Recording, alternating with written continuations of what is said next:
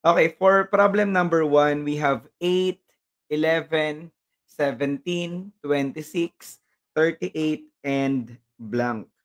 So dito ang pinapahanap, ano raw po yung next number sa 38. So dito guys, ang gagawin nyo is you need to observe yung mga numbers. Hahanapin po natin yung patterns. Okay? So minsan, usually ang ginagawa dito is kinukuha yung difference between dun sa mga numbers na magkakatabi. Okay, so try natin. So first, 8 and 11. So parang ang pattern dito nag-plus ng 3.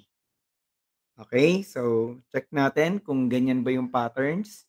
Next, 11 and 17. Dito naman meron silang difference na 6. So ang ginawa sa second to third term is nag-plus ng 6. Okay? Followed by yung 17 to 26 naman, dito ang ginawa parang nag-plus 9. Okay? Next, we have 26 to 38. Ang ginawa is nag-plus 12. So dito mapapansin natin na yung difference between the numbers parang ano, may patterns. Tama? So dito, kay 3 to 6, nag-plus tayo ng 3. Kay 6 to 9, ganun din, nag-plus ng 3. Kay 9 to 12, nag-plus din ng 3. So, ibig sabihin, para makuha natin yung sa may blank, yung plus 12 dito sa baba, magpa-plus din tayo ng 3.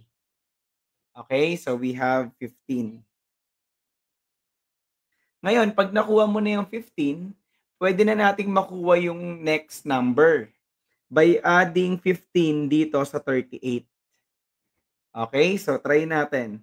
38 plus 15. So, this is 13, carry 1. 1 plus 3 plus 1, that is 5.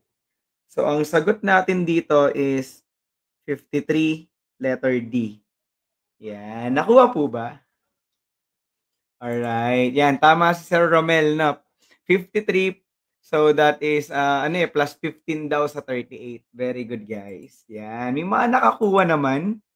Okay, so ang pattern natin dito is yung plus 3, plus 6, plus 9, 'di ba? Habang nagpo-progress yung ating number series, nag-a-add tayo ng 3. Okay, so nakuha po ba yung 53?